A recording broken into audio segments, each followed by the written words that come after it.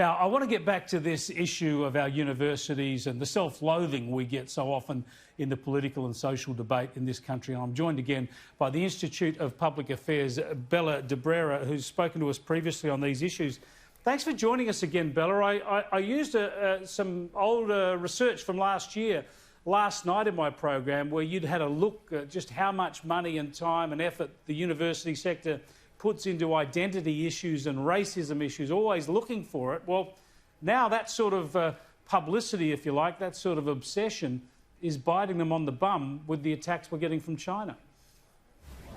Yes, look, it really is. It's sort of a sweet irony, really, that, you know, they've been putting all our taxpayer money into telling us how racist we are. The University of Sydney is pretty bad on this, actually. It has a whole project called Resurgent Racism, which really wants to tell Australians how bad they are. And if we don't do anything about it, we're all going to be subsumed by this terrible sort of white supremacy.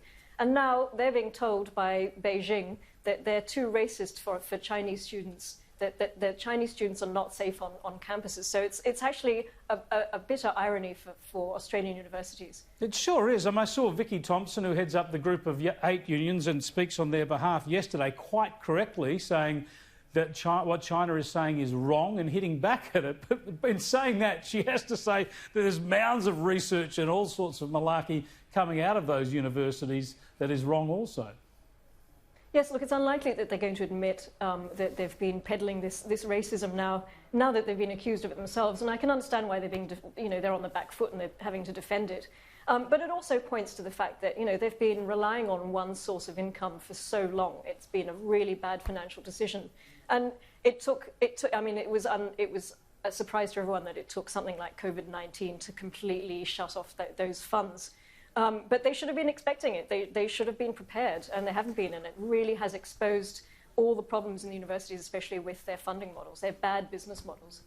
Now, let's look at what we're seeing around the world now. It affects Australia, but it's rampant in the US and UK at the moment, this cultural revisionism. I'm having a lot of trouble with that word. But this stuff is quite odious. Now, of course, we're all opposed to slavery. Of course, we're all opposed to segregation. Of course, we see a lot of merit in contemporary efforts to try and redress racial discrimination.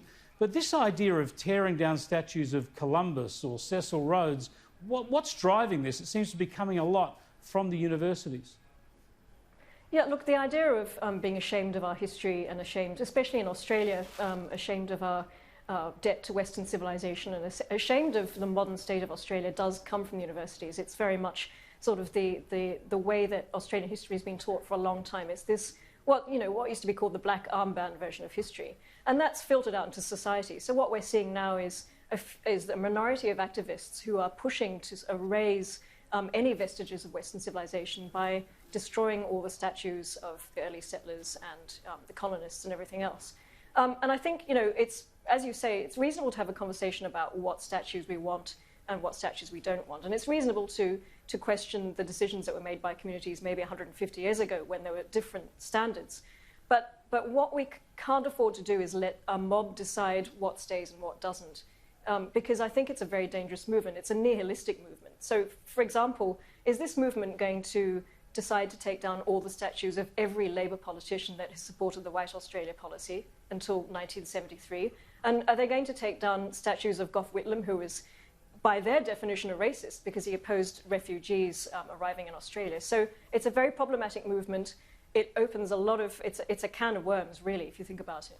Yeah, this is why even getting rid of any statues worries me, because the better thing is to make better history. Maybe where there is a figure that we decide is rather odious, there should be a larger statue of someone who has overturned some of their misdeeds placed in front of them or beside them. Yes, if anything, we should be putting up more statues. But the point is, the statues and the monuments, if you go around Australia, if you travel around Australia, every town has an amazing variety of monuments to the people they thought deserved commemorating at the time. So, if we're going to talk about statues, should we not leave it to the community to decide rather than mob? It's not, this is a liberal democracy. It's not, we shouldn't let the mob decide what stays and what doesn't.